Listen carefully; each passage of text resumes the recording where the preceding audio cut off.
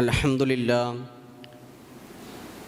لله رب العالمين والعاقبة للمتقين والصلاة والسلام على سيد الأنبياء والمرسلين أما بعد فأعوذ بالله من الشيطان الرجيم بسم الله الرحمن الرحيم يا أيها الذين آمنوا اتقوا الله وكونوا مع الصادقين صدق الله العظيم وصدق رسوله النبي الأمين المتين الكريم ونحن على ذلك لمن الشاهدين والشاكرين والحمد لله رب العالمين۔ آئیے کچھ معروضات پیش کروں، اس سے قبل ہم اور آپ مل کر اپنی اور ساری کائنات کے مرکز عقیدت رحمت دو جہاں ارواحنا فدا حضور صلی اللہ علیہ وسلم کی مقدس بارگاہ عالیہ میں ہدیہ درود و سلام پیش کریں، پڑھیں بآواز بلند اللہم صلی علی سیدنا حبیبنا و مولانا محمد و صحبہ وبارک وسلم صلاۃ و سلاما علیک یا رسول اللہ صلی اللہ تعالی علیہ وسلم۔ اللہم رب اشرح لی صدری ویسر لی امری واحلل عقدۃ من لسانی یفقہوا۔ عزیزان محترم، ہماری اور آپ کی حاضری اللہ کے ایک برگزیدہ بندے ولی کامل حضرت جمال الدین بابا رحمۃ اللہ تعالی علیہ کے عرش شریف کے موقع پر ہے۔ اللہ رب العزت ہماری اس حاضری کو اور اس محفل کو اپنی بارگاہ میں قبول فرمائے اور حضرت والا رحمۃ اللہ تعالی علیہ کے فیوز و برکات سے مالا مال فرمائے۔ بے شک یہ اولیاء کرام اللہ رب العزت کی بارگاہ میں بڑا عظیم رتبہ اور مرتبہ رکھتے ہیں، اور ان کا فیضان کرم جو ہے وہ آج بھی جاری و ساری ہے، اور جو مسلمان ان کے نقش قدم پر چلتے ہوئے اپنی زندگی کو گزارتا ہے وہ دنیا میں بھی کامیابی کا صحرا اپنے گلے میں لگاتا ہے، اور آخرت میں بھی جو ہے میدان حشر میں بھی ان اولیاء کرام کے زیر سایہ اپنے حساب و کتاب کی سختیوں سے بچ کر کے ان کے دامن کرم سے لگ کر کے کامیابیوں سے جو ہے ہمکنار ہو جائے گا۔ اسی وجہ سے اللہ رب العزت نے اپنے بندوں کو یہ تعلیم ارشاد فرمائی کہ اے ایمان والو، اللہ سے ڈرو اور سچوں کے ساتھ ہو جاؤ۔ سچوں کے ساتھ ہونے کا مطلب کیا ہوتا ہے؟ کیا اس کا مطلب یہ ہے کہ ہم کسی سچے انسان کے ساتھ اٹھنا بیٹھنا شروع کر دیں، اس کا نام لینا شروع کر دیں، اس کی بارگاہ میں آ جانا شروع کر دیں؟ یہ سچوں کا ساتھ ہے؟ ظاہری طور پہ تو اس کو ہم کہہ سکتے ہیں کہ سچوں کا ساتھ یہ ہے کہ ہم اس کے ساتھ رہن سہن اپنا لیں، اور بے شک یہ بھی فائدے سے خالی نہیں ہے، لیکن بہت سے سچے لوگ ایسے ہیں جو اس دنیا میں بظاہر ہمیں نظر نہیں آتے ہیں۔ اب ایسے لوگوں کا ہمیں اگر ساتھ چاہیے تو ہمیں کیا کرنا ہوگا؟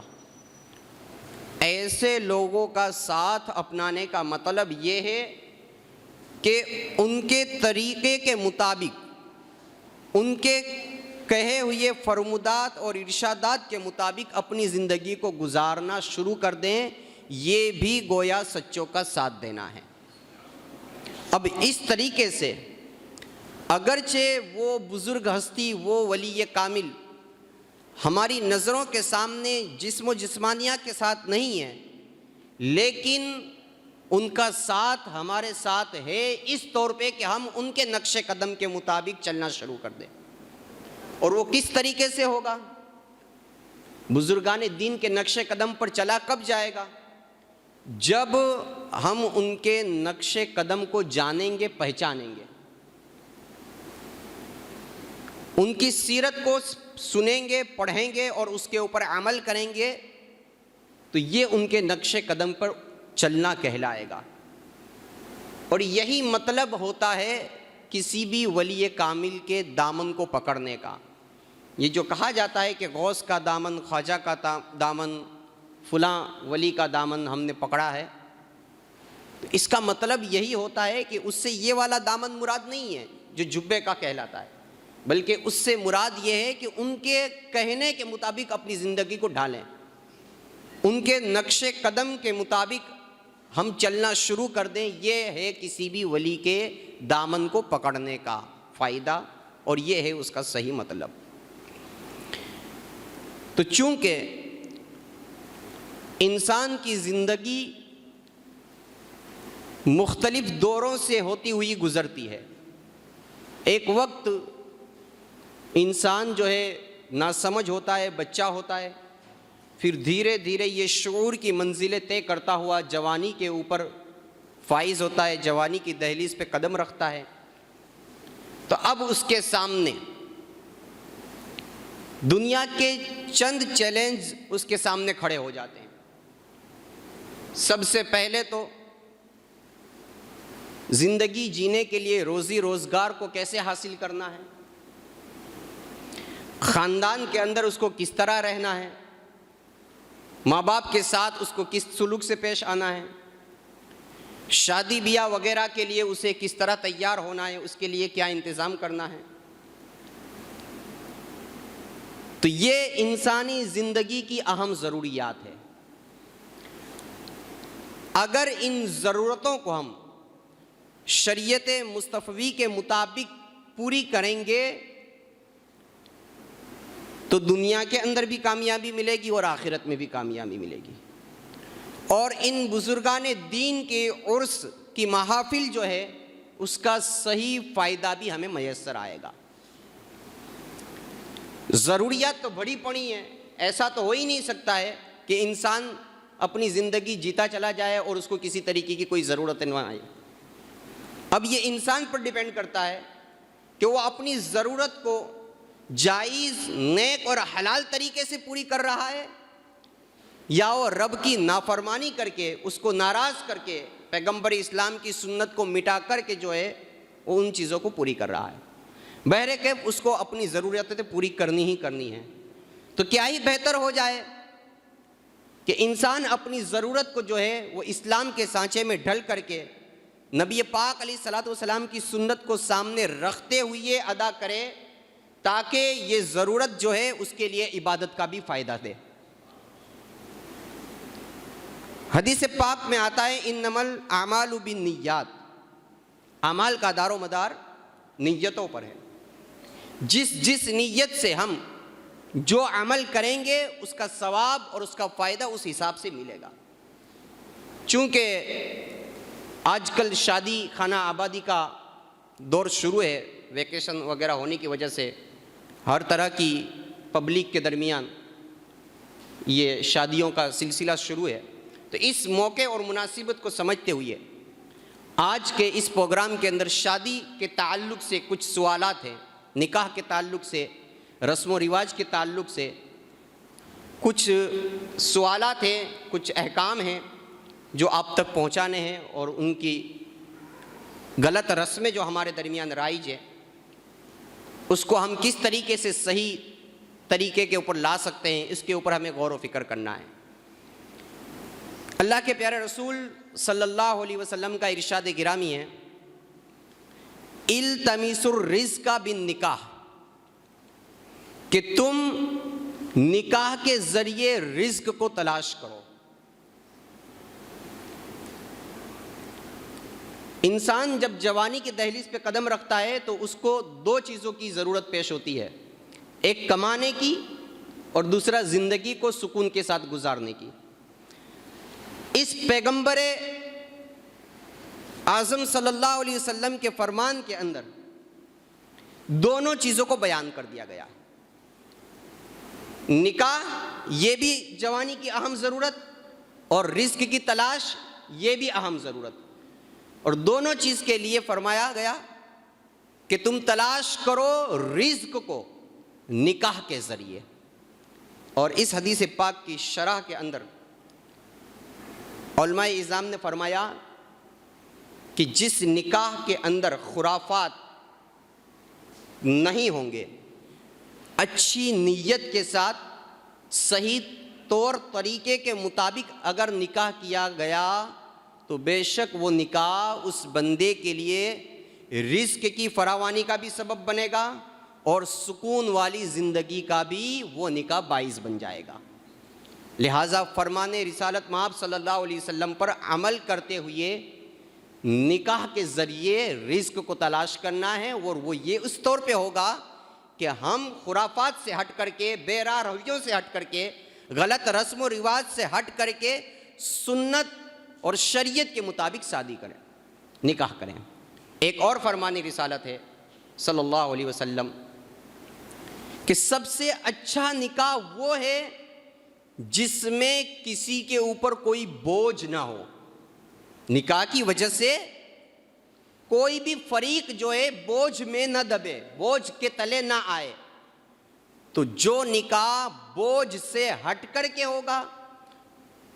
قرض وغیرہ کے معاملات سے بچ کر کے ہوگا، تو وہ نکاح پیغمبر علیہ الصلوۃ والسلام کی نگاہ میں سب سے بہتر نکاح کر دانا گیا ہے۔ یہ دو ارشاد گرامی آپ حضرات کے سامنے میں نے بیان کیے، دونوں کا مطلب یہی ہے کہ ہم نکاح جیسی عظیم سنت کو زندہ کرنے کے موقع پر شریعت کے کسی بھی حکم کی پامالی نہ کریں، شریعت کے دائرے میں رہتے ہوئے اپنی اس خوشی کے موقع کو گزاریں، اس کے ذریعے اللہ بہترین اور کثیر رزق کا بھی انتظام فرما دے گا اور سکون والی زندگی بھی عطا فرمائے گا۔ اور قرض وغیرہ کے معاملات میں جو لوگ پھنستے جا رہے ہیں، رسم اور رواج کو ادا کرنے کی غرض سے جو ہے وہ لاکھوں روپیہ قرض لے کر کے آنے والا اپنا پورا وقت جو سکون سے گزرنا تھا وہ اب اس قرض کی ادائیگی کی فکر میں گزر رہا ہوتا ہے، اس سے بھی بچنا ہمارے لیے آسان ہو جائے گا۔ تو اب جو ہے ہمارے یہاں کے کچھ خرافات اور کچھ رسمیں ہیں کہ جو شریعت کی نظر میں کس قدر صحیح ہے اور کتنی غلط ہے، وہ آپ کی طرف سے بھی کچھ سوالات کیے گئے ہیں۔ میں عرض کروں گا مولانا جعفر ہاشمی صاحب کی بلا سے کہ وہ سوالات ارشاد فرمائیں تاکہ ان کے جوابات بیان کیے جا سکیں۔ جی، سب سے پہلا سوال تو یہ ہے کہ ہمیں مزار شریف پر جو حاضری دینی چاہیے، آج عرس کا موقع ہے تو اس کے آداب کیا ہے، کس انداز سے ہمیں مزار شریف پر حاضری دینی چاہیے؟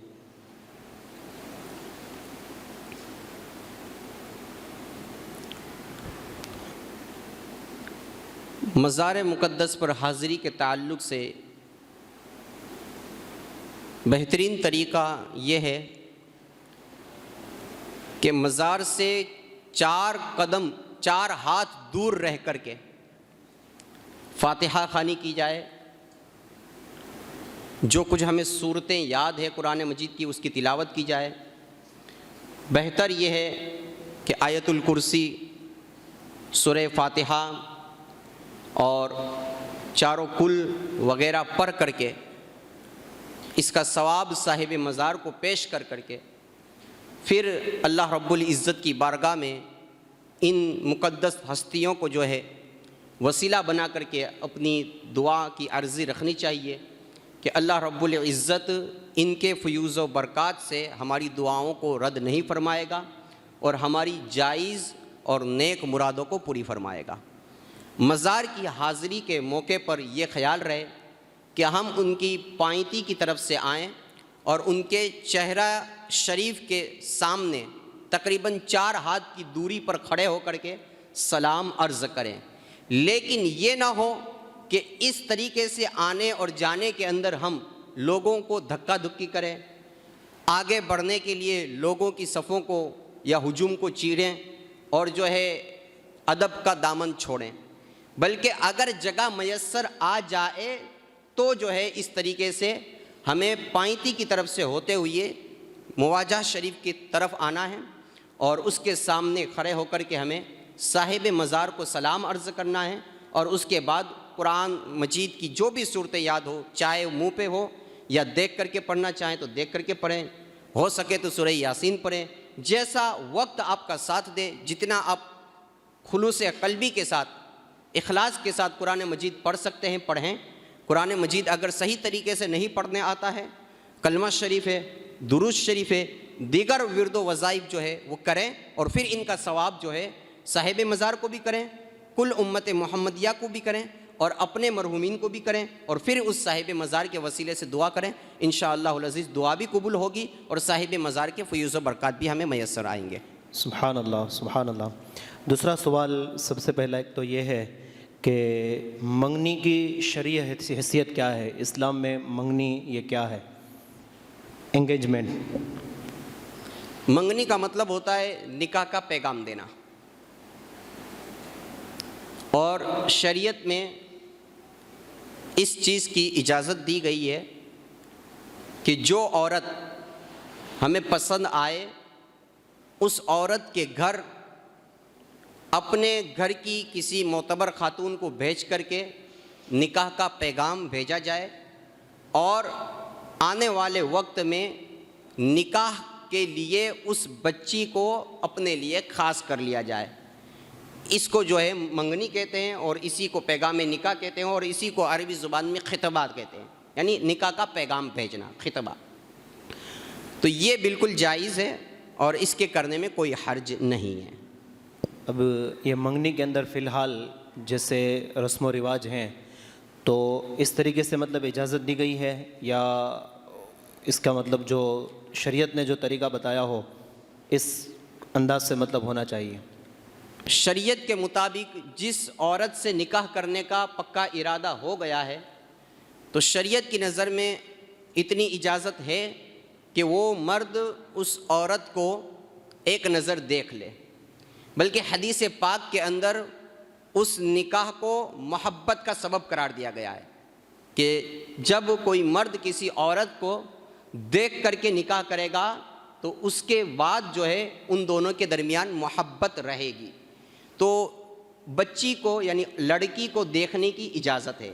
لیکن اس دیکھنے میں یہ شرط ہے کہ لڑکا اور لڑکی تنہائی میں نہ رہیں۔ اسی طریقے سے غیر محرم کے سامنے یہ لڑکا اور لڑکی ملاقات نہ کریں، بلکہ لڑکی کے جو محرم ہیں، اس کا باپ ہو گیا، اس کا بھائی ہو گیا، اس کا جو ہے ماموں ہو گیا، اس طریقے کے جو محرم رشتے ہیں، نانا ہو گیا، دادا ہو گیا، بزرگ رشتے، ان کی موجودگی کے اندر یہ لڑکا لڑکی کو دیکھ سکتا ہے، تنہائی کے اندر جو ہے نہیں مل سکتے ہیں۔ دوسری شرط یہ ہے کہ اس رسم کو ادا کرنے کے وقت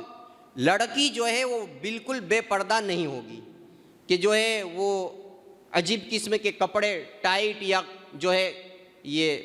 جھالر والے کپڑے جس سے بدن کی سیاہی جو ہے چمک جو ہے وہ چمک نظر آئے، تو ایسے کپڑے پہن کر کے جو ہے وہ لڑکے کے سامنے نہ آئے، بلکہ صرف یہ چہرے کی جو حد ہے، یہ چہرہ کھلا ہو اور ہاتھ کھلے ہو، اس سے زیادہ کسی اور عضو کو یا کسی اور عضو کا ڈھیلا پن یا اس کا سخت پن جو ہے نظر آئے، اس طرح کے نازیبا کپڑے پہننے کی عام حالت میں بھی اجازت نہیں ہے، اور اس موقع پر بھی اجازت نہیں ہے۔ تو اگر شریعت کی یہ پابندی کرتے ہوئے کوئی لڑکا کسی لڑکی سے جو ہے وہ ایک نظر دیکھنا چاہے تو اس کو اجازت دی جائے گی، وہ دیکھ سکتے ہیں۔ اس کے علاوہ جتنی بھی رسمیں ہمارے یہاں جو رائج ہے کہ لمبا چوڑا پروگرام کرنا، مرد اور عورتوں کو جمع کرنا، اور بے پردگی کا انتظام کر کے ہال وغیرہ کے اندر ناچ گانے وغیرہ کرنا، اور تحفے اور تحائف دینے کے نام پر یا انگلیوں میں انگوٹھیاں پہنانے کے نام پر اسٹیج پر لڑکا اور لڑکی کا لانا، ان کو لانا، یہ ساری رسومات جو ہے یہ خلاف شرائع حرام ہیں۔ ایسا کرنا جو ہے یہ بہت بڑے گناہوں کا سبب ہے اور بہت کچھ برائیوں کا بھی سبب ہے۔ لہٰذا مسلمانوں کو چاہیے کہ وہ نکاح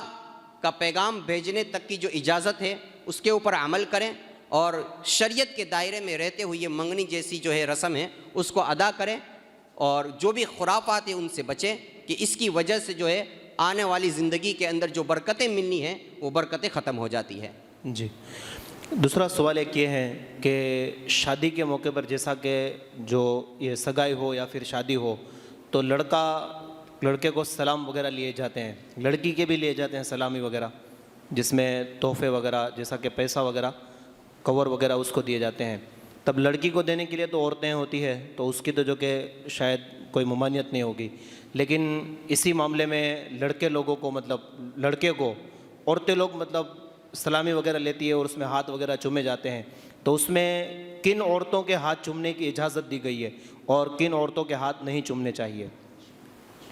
چاہے سلامی کا موقع ہو یا نکاح کے بعد ولیمہ وغیرہ کا جو ریسیپشن وغیرہ کا موقع ہوتا ہے وہ موقع ہو یا سگائی وغیرہ کا موقع ہو، کسی بھی موقع پر نامحرم عورتوں کا دلہے کے پاس جانا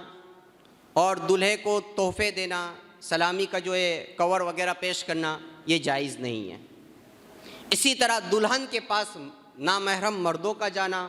اور گفٹ وغیرہ پیش کرنا، یہ بھی جائز نہیں ہے. ہاں، جو عورتیں دلہے کی محرمات ہیں،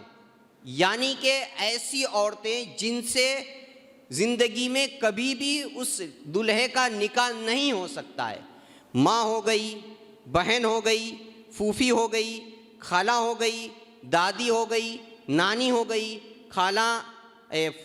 نانی اور دادی جو ہے ان کی بہنیں ہو گئی، یعنی باپ کی پھوئیاں اور باپ کی خالائیں، اس طریقے کی جو عورتیں جن سے کبھی بھی نکاح نہیں ہو سکتا ہے، اس طریقے سے دلہے کی جو ساس ہے وہ ہو گئی وغیرہ وغیرہ. تو جو محرم عورتیں ہیں وہ دلہے کو تحفہ پیش کر سکتی ہیں اور ان کا دلہا ہاتھ بھی چوم سکتا ہے. اسی طریقے سے جو لڑکی کے محرم ہیں، جن سے لڑکی کا نکاح کبھی نہیں ہو سکتا ہے،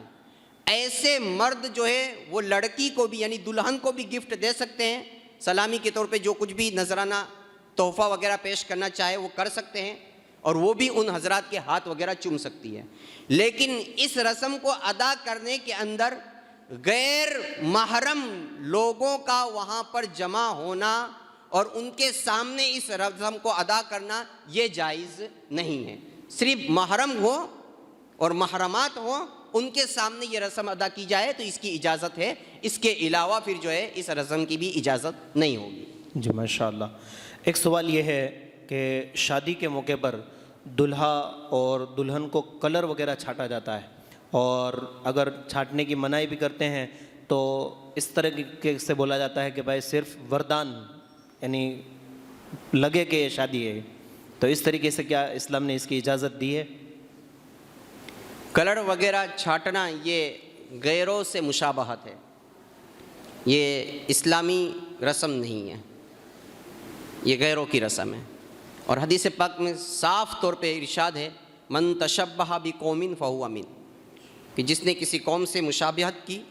وہ اسی میں سے. اور یہ کلر وغیرہ چھاٹنا یہ ان کا خاص ایک شعار ہے، ان کی ایک خاص علامت ہے، ایک خاص تہوار کے موقع پر یہ اسپیشلی طور پہ کیا جاتا ہے. تو لہٰذا ہم اپنی خوشی کے موقع پر ایسا کوئی کام نہ کریں کہ جس کی وجہ سے غیروں سے مشابہت ہو. ہاں، اس موقع پر خوشبو ہے، جیسے عطر ہو گئے، گلاب جل ہو گیا، اس طرح کی جو خوشبوئیں ہیں وہ اگر چھاٹی جائیں تو اس میں کوئی حرج نہیں ہے، رسم کی رسم بھی ادا ہو جائے گی، وردان بھی ادا ہو جائے گا اور غیروں سے مشابہت بھی نہیں ہوگی. خوشبو پھیلانا تو اچھی عادت ہے، خوشبو تو نبی پاک صلی اللہ علیہ وسلم کی پسندیدہ چیز ہے. تو اس نیت سے جو ہے اس رسم کو ادا کریں کہ اس مبارک موقع پر ہم خوشبو جو ہے دلہے کو بھی لگائیں گے اور دیگر شرکا کے اوپر بھی جو ہے ہم خوشبو برسائیں گے، پھول وغیرہ جو ہے اس کو جو ہے برسائیں گے. تو اس طریقے سے رسم بھی ادا ہو جائے گی اور جو ہے غیروں سے مشابہت سے بھی ہم بچ جائیں گے. تو اس طریقے سے یہ رسم ادا کر سکتے ہیں. لیکن اس موقع پر بھی یہ یاد رہے، مرد الگ رہیں، عورتیں الگ رہیں. عورتیں اپنی رسم ادا کریں گی، اپنے درمیان ادا کریں گی، مرد جو ہے وہ دوست وغیرہ جو ہے وہ اپنی رسم ادا کریں گے. اور اس موقع پر دوسرا خرافات یہ ہوتے ہیں کہ انڈا مارا جاتا ہے، انڈے وغیرہ پھوڑے جاتے ہیں، اس طریقے سے کیچڑ وغیرہ جو ہے اچھالا جاتا ہے، اور بھی پھگے وغیرہ کے اندر جو ہے پانی وغیرہ اور دیگر کلر وغیرہ بھر کر کے مارے جاتے ہیں ایک دوسرے کو. اس سے دو نقصان ہو رہے ہوتے ہیں، پانی بھی ضائع ہو رہا ہوتا ہے، کلر کے روپیے بھی جو ہے ضائع ہو رہے ہوتے ہیں، اور اچھے خاصے نئے اور بہترین کپڑے بھی جو ہے وہ برباد ہو رہے ہوتے ہیں. مال کو جو ہے اسراف کرنا یعنی فضول خرچی یہ بھی اسلام میں منع ہے. لہٰذا جو ہے اس ساری رسموں سے بچ کر کے پھول، خوشبو، گلاب جل وغیرہ چھڑک کر کے یہ رسم ادا کی جائے. سبحان اللہ، ماشاء اللہ. دوسرا ایک سوال یہ ہے کہ لڑکی سے جب نکاح کی اجازت لی جاتی ہے تو اس وقت وہاں دونوں گواہوں کا موجود ہونا ضروری ہے یا بغیر گواہ کے بھی یہ نکاح ہو جائے گا؟ ہمارے یہاں کا جو رسم ہے اور رواج جو ہے اس میں یہ چلن ہے کہ لڑکی سے صرف نکاح کرنے کی اجازت لینی ہوتی ہے، نکاح پڑھانے کی اجازت لینی ہوتی ہے. اس کو آسانی سے یوں سمجھ لیں کہ لڑکی جو ہے نکاح پڑھانے کے لیے کسی کو وکیل بنا رہی ہوتی ہے، اور وکیل بنانے کے اندر گواہ کی کوئی ضرورت نہیں ہوتی ہے. لہٰذا شادی بیاہ کے موقع پر لڑکی کا جو محرم ہے، باپ ہو گیا، بھائی ہو گیا، ماموں ہو گیا، یہ جائے اور بچی سے جو ہے یہ اجازت لے آئے کہ بیٹا فلاں قاضی صاحب، فلاں امام صاحب یا فلاں پیر صاحب آپ کا نکاح پڑھانا چاہتے ہیں، کیا ان کو نکاح پڑھانے کی اجازت دی؟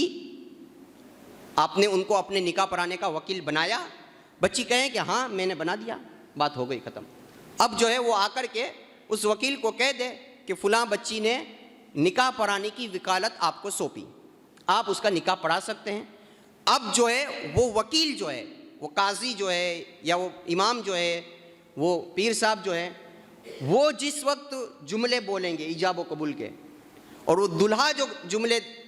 قبول کے بولے گا یہ ایجاب کریں گے، لڑکی کی طرف سے نکاح کی ریکویسٹ رکھیں گے اور جو ہے اس کو ایجاب کہتے ہیں، اور سامنے سے دلہا جو ہے اس ایجاب کو قبول کرے گا. یہ ایجاب اور قبول کے جو لفظ ہے ان دونوں کے لفظوں کا گواہوں کا سننا ضروری ہے.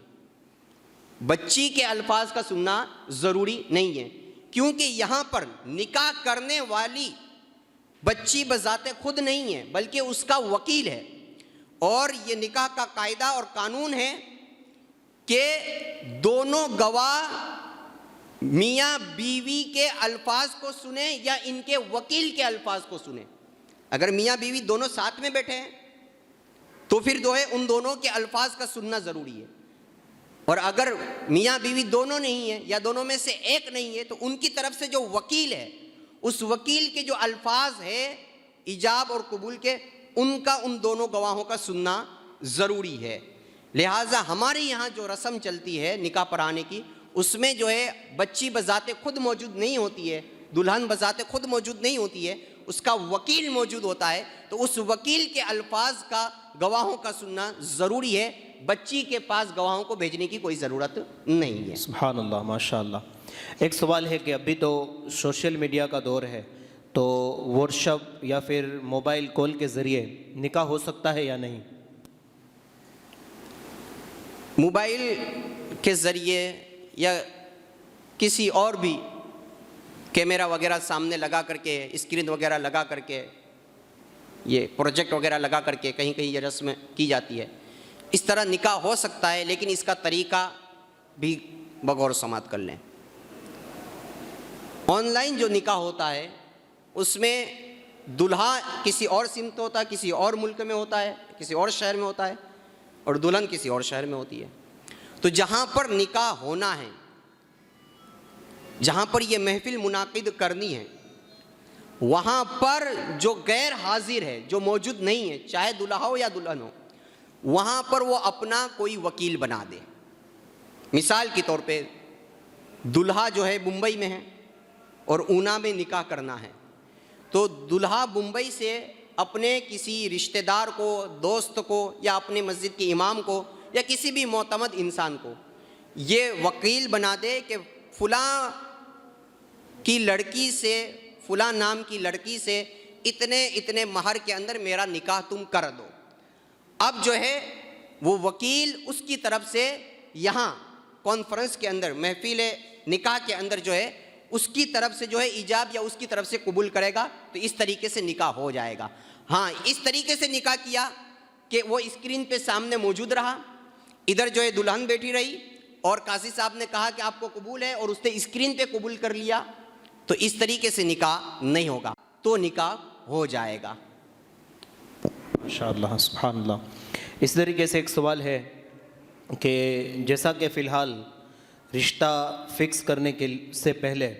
لڑکے سے کافی بار پوچھا جاتا ہے کہ یہ لڑکی تمہیں پسند ہے یا نہیں ہے، لیکن اس معاملے میں لڑکی سے اختیار نہیں دیا جاتا، بلکہ گھر والے لوگ کبھی کبھار اس پر پریشر ڈال کر کہ بھائی تمہیں وہاں کرنا ہی ہوگا، ہماری عزت کا لحاظ رکھنا ہے، تو اس طریقے سے لڑکی پر پریشر ڈال کے نکاح وغیرہ کے لیے منوانا یہ اسلام میں جائز ہے یا نہیں؟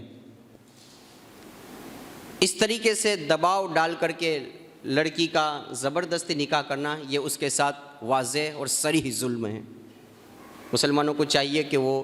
اس طرح کی حرکتوں سے بچے۔ جس طریقے سے اسلام میں مرد کو آزادانہ اختیار ہے کہ وہ جس عورت کو چاہے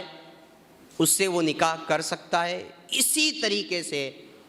عورت کو بھی یہ اختیار ہے کہ وہ جس مرد سے چاہے نکاح کر سکتی ہے۔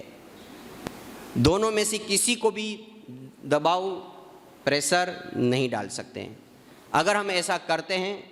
تو یہ اس کے ساتھ ظلم کر رہے ہیں، اور اس سے ان دونوں کی زندگی جو ہے وہ سکون کے ساتھ نہیں گزر پاتی ہے، کیونکہ نکاح کے اندر ایک دوسرے کو سمجھنا، ایک دوسرے کی ذہن کا میچ کرنا نکاح کے بعد کی زندگی کے اندر، اور ایک دوسرے کے خیالات کا جو ہے میچ ہونا یہ بھی ضروری ہوتا ہے۔ بسا اوقات جو ہے بچی کسی اور ذہن کی ہوتی ہے، یا اس کی ذہن میں کوئی اور جو ہے نکاح کا دلہا جو ہے فکس ہوتا ہے، اور ماں باپ جو ہے خاندان کی کسی فرد کی بات کو مان کر کے کہ بہن کی طرف سے پریشر ہے کہ میرے بیٹے کو جو ہے آپ کی بچی دینی ہی پڑے گی، بھائی کی طرف سے جو ہے یہ ریکویسٹ ہے کہ دینا ہی پڑے گی کچھ بھی ہو جائے، یا خاندان کے کسی اور فرد کی طرف سے، کسی جان پہچان والی کی طرف سے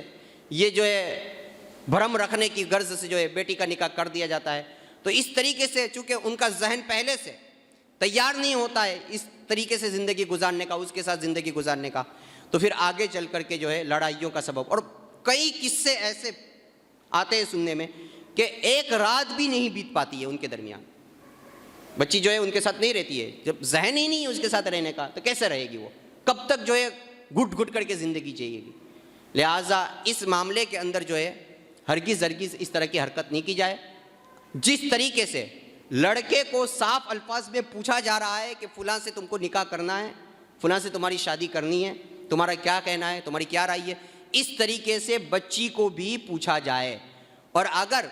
ہمیں یہ محسوس ہوتا ہے کہ ہم پوچھیں گے بچی ڈائریکٹلی اپنا فیصلہ ہم کو نہیں سنائے گی، اور یہی ہوگا، باپ پوچھے گا، ظاہر سی بات ہے بچی جو ہے وہ ڈائریکٹ اپنا فیصلہ نہیں سنائے گی، ماں پوچھے گی، ممکن ہے اگر وہ فری ہے آپس میں تب تو جو ہے وہ اپنا رجحان بتا دے گی، لیکن جو ہے عام حالات میں وہ اپنی ماں کو بھی جلدی سے نہیں بتائے گی۔ تو اس کی جو پڑوس کی سہیلیاں ہیں، اس کی جو خصوصی سہیلیاں ہیں، ان کو کہا جائے کہ فلاں لڑکے کا رشتہ اس بچی سے آ رہا ہے، تم اس سے اس کی جو ہے رضا معلوم کر لو کہ وہ اس کے لیے تیار ہے یا نہیں۔ تو وہ اپنے دوستوں کے درمیان، سہیلی کے درمیان جو ہے وہ فری ہوگی، فرینڈلی ہوگی، تو وہ ان کے سامنے جو ہے اچھے طریقے سے اظہار کر سکے گی، اور اگر وہ ان کے ذریعے منع کر دیتی ہے تو پھر جو ہے انہی سے پوچھوا لیا جائے کہ پھر اسی سے پوچھ لو کہ اس کا رجحان کہاں ہے، اس کا دل کہاں چاہ رہا ہے نکاح کرنے کے لیے، تاکہ جو ہے یہ مسئلہ بہت آسانی سے سلجھ جائے۔ اور اگر ہم نے ایسا نہ کیا تو پھر جو ہے آگے ان کی زندگی جو ہے وہ الجھنوں کا سبب بن سکتی ہے، اور اس کا جو ہے وہ وبال ہم پر بھی آئے گا۔ جی ماشاءاللہ۔ اسی طریقے سے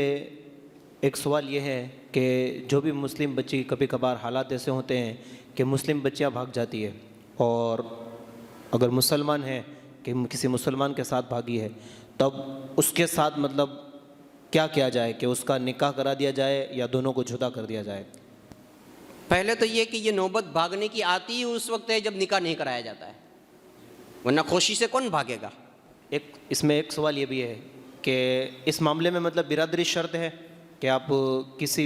خاص برادری میں کہ بھائی قریشی ہے تو سامنے قریشی ہو، خان ہے تو خان ہو، یا پھر اسلام نے اس میں بھی مطلب چھوٹ چھاٹ دی ہے؟ اسلام میں کف کا تصور ہے کہ سامنے والا بندہ جو ہے وہ ہم پلہ ہو، برابر کا ہو، البتہ خاندان اور نسب کے حساب سے ہمارے یہاں ہندوستان بلکہ پوری دنیا کے اندر صرف عرب لوگ جو ہیں، عرب قبیلے جو ہیں، ان کا خاندان اور نسب محفوظ ہے، انہوں نے اپنا نسب باقی رکھا ہے، وہ پوری نسل جو ہے وہ بتا سکتے ہیں کہ ہم کہاں کہاں کہاں کہاں ہو کر کے کس سے آئے ہیں۔ لہٰذا عرب جو لوگ ہیں، ہاشمی جو ہیں، سادات جو ہیں، اس میں تو جو ہے نسب کا اعتبار ہے کفو میں، کہ ان کا نکاح جو ہے غیر کفو میں بغیر ولی کی اجازت کے نہیں ہو سکتا ہے۔ البتہ دیگر قوموں میں، دیگر مسلمانوں کے اندر نسب کا اعتبار بطور کفو نہیں کیا جاتا ہے۔ مسلمان ہیں، کھاتا پیتا گھرانہ ہے، کاروبار اچھا ہے ان کا، ٹھیک ٹھاک زندگی جی سکتا ہے، مال و دولت بہت زیادہ ہے یا نہیں یہ نہیں دیکھا جائے گا، دیندار ہے تو وہ ہمارے لیے کفو ہے، ایک مسلمان دوسرے مسلمان کے لیے وہ کفو ہے۔ لہٰذا جو ہے یہاں پر ہندوستان کے اندر یہ کہنا کہ شیخ برادری کا جو ہے وہ جو ہے قریشی برادری سے نہیں کر سکتا، یا قریشی برادری کا بندہ جو ہے وہ منصوری سماج کے اندر شادی نہیں کر سکتا، یا منصوری سماج کی کوئی بچی جو ہے وہ گانچی سماج میں شادی نہیں کر سکتی ہے، یا فقیر سماج میں نہیں کر سکتی ہے، یہ بالکل غلط ہے۔ یہاں پہ ایک دوسرے کا نکاح ایک دوسرے کے یہاں ہنسی خوشی ہو سکتا ہے۔ اور یہ جو بھاگنے کے کیس آتے ہیں، کورٹ میرج کا جو معاملہ آتا ہے، وہ ڈائریکٹلی پیدا نہیں ہوتا ہے، بلکہ دلہے کی طرف سے، لڑکے والوں کی طرف سے ایک دو مرتبہ جو ہے یہ ریکویسٹ آئی ہی ہوتی ہے کہ ہمارا بچہ جو ہے آپ کی بچی سے نکاح کرنا چاہتا ہے اور آپ کی بچی کی بھی اس میں رضا ہے، لہٰذا آپ نکاح کرا دیں۔ لیکن ہم اپنی ضد اور آنا پرستی کی وجہ سے، اپنی مطلب پرستی کی وجہ سے ان کا نکاح نہیں کراتے ہیں، اور پھر وہ جو ہے وہ حالات کے سامنے جو ہے ہتھیار ڈال دیتے ہیں اور وہ پھر جو ہے بھاگنے والا معاملہ اپنا لیتے ہیں۔ تو اس طریقے سے دونوں خاندان کے درمیان جو ہے وہ دوریاں بھی بڑھتی ہے، بسا اوقات جو ہے خون ریزی تک معاملات پہنچ جاتے ہیں اور بہت کچھ جو ہے برداشت کرنا پڑتا ہے۔ تو مسلمانوں کو چاہیے کہ اگر کوئی اچھا رشتہ آئے تو برادری کے چکر میں پڑ کر کے بچی کے جو ارمان ہیں ان کو نہ کچلیں، بلکہ اس کا آسانی کے ساتھ جتنا ہو سکے جلدی سے ان کا نکاح کرا دیں، تاکہ اس طرح کے جو ہے معاملات ہی نہ پیدا ہوں اور جو ہے سماج کے اندر لوگوں کے درمیان جو ہے باپ کو شرمندگی کا بھی سامنا نہ کرنا پڑے۔ اب ظاہر سی بات ہے اگر وہ نکاح کرا دیتا تو دوسرے سماج میں نکاح کرنے کی وجہ سے اس کی کوئی رسوائی نہیں ہونی تھی، وہ عزت کے ساتھ جی سکتا تھا، آرام سے لوگوں کے درمیان جا آ سکتا تھا۔ لیکن رسوائی کب ہوئی؟ جب اس کی بچی نے جو ہے اس کی بات نہ ماننے کی وجہ سے غلط قدم اٹھایا۔ تو رسوائی کس نے کروائی؟ بچی نے نہیں کروائی، بچی خود ذمہ دار نہیں ہے اس رسوائی کی، بلکہ والدین خود ذمہ دار ہیں۔ ہاں اگر انہوں نے یہ قدم ڈائریکٹ اپنایا ہوتا، ماں باپ کو یہ بات نہ بتائی ہوتی، تو پھر ہم یہ کہہ سکتے تھے کہ ان کو یہ نہیں کرنا چاہیے تھا۔ لہٰذا ہمیں چاہیے کہ اس معاملے کے اندر جو ہے وہ ضد پر نہ جائیں، ضد کسی بھی معاملے میں اچھی چیز نہیں ہے۔ اگر وہ راضی خوشی سے اپنی زندگی جینا چاہتے ہیں تو ان کو ان کی زندگی جینے دیا جائے۔ جی ماشاء اللہ۔ ایک سوال یہ ہے کہ شادی والی رات شوہر نے بیوی کو مہر دینا چاہا لیکن بیوی نے کہا کہ میں نے معاف کیا، تو کیا مہر ادا ہو گیا یا دوبارہ دینا لازم ہوگا؟ مہر جو نقد کی صورت میں ہوتا ہے، روپیہ پیسہ جو ہوتا ہے، انڈین کرنسی کے طور پہ جو ہے مہر دیا جاتا ہے 5,786 یا 7,786، کہیں کہیں لاکھ 2 لاکھ روپے بھی رکھے جاتے ہیں۔ تو اگر عورت نے راضی خوشی بغیر کسی دباؤ کے، بغیر کسی لالچ کے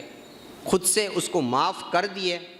تو اب جو ہے شوہر کو مہر دینا ضروری نہیں ہے، مہر معاف ہو جائے گا۔ جی البتہ کسی دباؤ کے اندر معاف کروایا جائے، اس سے رسم کا نام دے کر کے، کہ ہمارے یہاں مطلب یہ رسم چلتی ہے کہ عورت جو ہے مہر معاف کرے گی پھر ہی وہ آگے ازدواجی زندگی چلے گی، کہیں کہیں یہ رسم ہوتی ہے کہ مہر حالانکہ دے دیا ہوتا ہے، 5,000 7,000 روپے جو ہے مہر طے ہوا ہوتا ہے وہ دے دیا بھی ہوتا ہے، یا دیا نہیں ہوتا ہے تو دینا باقی ہے، کچھ دے دیا ہے کچھ باقی ہے، ذکر کر بھی دیا جاتا ہے۔ لیکن لوگ اس کو سکھاتے ہیں، اب سکھانے والے بھی جاہل ہوتے ہیں اور سیکھنے والا بھی بیچارہ بڑا جاہل ہوتا ہے گا۔ اب وہ جو ہے بیوی سے اپنا مہر سامنے سے معاف کرواتا ہے، تو جو ہے سامنے سے جو ہے معاف نہ کرایا جائے، ہاں وہ راضی خوشی سے جو ہے معاف کر دیتی ہے تو بات اچھی ہے۔ جی اس کو کسی طرح کا جو ہے پریشر نہ کیا جائے، اور اگر وہ معاف کر دے گی تو پھر ہمیشہ کے لیے معاف ہو جائے گا، اب وہ مطالبہ نہیں کر سکتی ہے۔ اگر کوئی عورت عدت میں ہے تو اس عورت کا حالت عدت میں نکاح ہو سکتا ہے یا نہیں؟ عدت دو طریقے کی ہوتی ہے، ایک عدت میت کی ہوتی ہے، یعنی کہ شوہر مر گیا، اب بیوہ جو ہے وہ عدت گزار رہی ہے، اور دوسری عدت ہوتی ہے طلاق کی، شوہر نے طلاق دے دی، اب جو ہے عورت جو ہے وہ عدت گزار رہی ہے۔ میت کی عدت جو ہے، بیوہ کی جو عدت ہے وہ 4 ماہ اور 10 دن ہے، 4 ماہ اور 10 دن ہے، جبکہ طلاق والی عورت کی، مطلقہ عورت کی جو عدت ہے وہ 3 حیض ہے، یعنی 3 پیریڈ کا گزر جانا ہے۔ جب تک 3 پیریڈ نہیں گزرتے ہیں وہ جو ہے اگلا نکاح نہیں کر سکتی ہے۔ لہٰذا دوران عدت نکاح تو بہت بڑی بات ہے، نکاح کا پیغام بھی نہیں دے سکتے ہیں۔ اللہ اکبر۔ یعنی یہ تاریخ وغیرہ جو مانگنے جاتے ہیں نا، وہ ایک طریقے سے نکاح کا پیغام ہوتا ہے گا، یہ بھی ہم دوران عدت نہیں کر سکتے، نکاح کا پیغام بھی نہیں بھیج سکتے ہیں۔ لہٰذا عدت کے معاملے میں یہ بات بھی جو ہے ذہن میں رکھیں کہ بسا اوقات لڑکی ریسریں بیٹھی ہوتی ہے، میکے بیٹھی ہوتی ہے 1 سال 2 سال 5 سال سے، اور اب جا کر کے کئی سالوں کے بیتنے کے بعد لڑکا کی طرف سے طلاق دی جاتی ہے اور اس کی عدت شروع ہوتی ہے۔ اب لوگ یہ سمجھتے ہیں کہ چونکہ 5 سال سے وہ گھر پہ بیٹھی تھی نا، 3 سال سے وہ گھر پہ بیٹھی تھی نا، ریسریں تھی نا، میکے تھی نا، تو اب عدت کی کیا ضرورت ہے، لہٰذا جو ہے وہ طلاق کے فوراً بعد 2-5 دن کے اندر اس کا نکاح کرا دیتے ہیں۔ تو یہ ہرگز جائز نہیں ہے۔ جس نے اس کو جائز سمجھ کر کے نکاح پڑھایا، جن لوگوں نے اس کے اندر جو ہے جائز سمجھ کر کے سپورٹ کیا، ان سب کا نکاح بھی ٹوٹ جائے گا، واپس ان کو دوبارہ نکاح کرنا پڑے گا۔ اس کا نکاح تو ہونا ہی نہیں ہے، ان کا بھی اگر ٹوٹ جائے گا، چونکہ یہ قرآن کی مجید کی روشنی کے اندر یہ حرام کام ہے، اور حرام کام کو جو جائز سمجھے گا تو وہ جو ہے اسلام سے نکل جائے گا، اس کا نکاح بھی ختم ہو جائے گا۔ لہٰذا عدت کے معاملے کے اندر جو ہے بڑی احتیاط ضروری ہے۔ جب تک 3 حیض مکمل نہ ہو جائے، چاہے وہ 10 سال سے ہی گھر پہ کیوں نہ بیٹھی ہو، عدت جو ہے وہ طلاق کے بعد شروع ہوگی۔ جس وقت طلاق شوہر نے دی اس وقت سے عدت شروع ہوگی، اور اس کے بعد اب 3 حیض کا گزرنا ضروری ہے، چاہے وہ 3 مہینوں میں گزرے یا 3 سال میں گزرے۔ جی، جب تک 3 حیض گزرتے نہیں ہیں وہ عورت اگلے کسی کے لیے نکاح کے قابل نہیں بن سکتی ہے، کوئی بندہ اس سے نکاح نہیں کر سکتا ہے، نکاح کرے گا تو گنہگار ہوگا، جی، نکاح نہیں ہوگا۔ اس طریقے سے ایک سوال ہے کہ عورت کو جو طلاق دی جاتی ہے تو طلاق دینے کے بعد جیسے مطلب وہ چھٹا ہوتا ہے تو اس میں پیسے وغیرہ کی مانگ لڑکی کی طرف سے یا اس کے گھر والوں کی طرف سے ہوتی ہے، تو کیا اس کی اسلام نے اجازت دی ہے؟ طلاق کے موقع پر شوہر سے جو ہے وہ بڑی رقم کا مطالبہ کرنا کسی بھی صورت میں جائز نہیں ہے۔ ہاں، عدت کے جتنے دن ہیں، 2 مہینے 4 مہینے 6 مہینے، جتنے دنوں میں اس کی عدت مکمل ہونی ہے، یعنی 3 حیض کا جو وقت ہے وہ گزرنا ہے، اتنے وقت تک کے لیے جو خرچہ وغیرہ ہے وہ مانگ سکتی ہے، اتنے وقت تک کے لیے رہنے سہنے کا جو مکان ہے وہ مانگ سکتی ہے۔ عدت کے دوران بھی نان و نفقہ اور دیگر ضروریات یہ شوہر کے ذمے ہوتی ہے، لہٰذا اتنی چیز کا مطالبہ کر سکتی ہے اور اتنا شوہر کو دینا بھی پڑے گا۔ اس کے علاوہ لاکھوں روپے کی جو مانگ ہوتی ہے کہ جب تک یہ دوگے نہیں ہم جو ہے آپ سے صلح نہیں کریں گے، بلکہ اس کے اوپر کیس وغیرہ ہوتا ہے، کورٹ کے اندر جو ہے جانا پڑتا ہے اور اتنا روپیہ جو ہے زبردستی اس سے نکالا جاتا ہے، تو یہ شرعاً حرام ہے، ایسا روپیہ نہیں لے سکتے ہیں۔ آخری سوال ہے اور وہ یہ ہے کہ والدین کے کہنے پر، ماں باپ کے کہنے پر لڑکا عورت کو طلاق دے سکتا ہے یا نہیں؟ اصل مسئلہ تو یہ ہے کہ والدین کے کہنے پر لڑکا اپنے والدین کی اطاعت میں اپنی بیوی کو طلاق دے سکتا ہے، اس کا طلاق دینا جائز ہے۔ لیکن علماء کرام نے یہاں ایک مشورتاً بات فرمائی ہے کہ ہندوستان کے اندر طلاق کے معاملات بڑے سنگین ہیں۔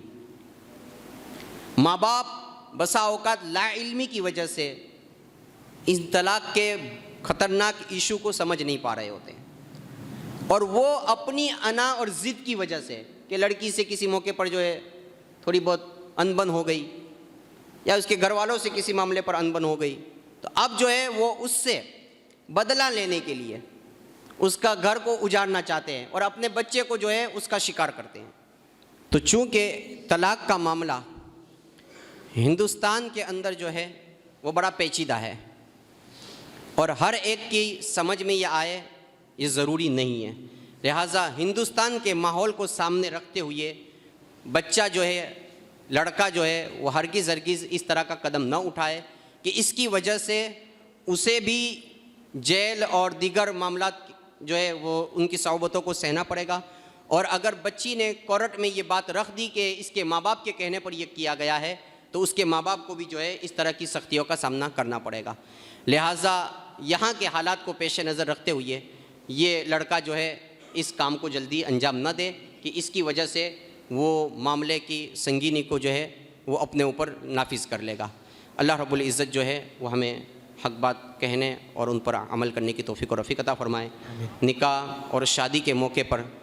جو بھی خرافات اور غلط رسم و رواج ہیں ہمارے درمیان رائج ہے، ان سے ہٹ کر کے سنت اور شریعت کی روشنی کے اندر اپنے نکاح کی عظیم سنت کو ادا کرنے کی ہمیں توفیق و رفیق عطا فرمائے۔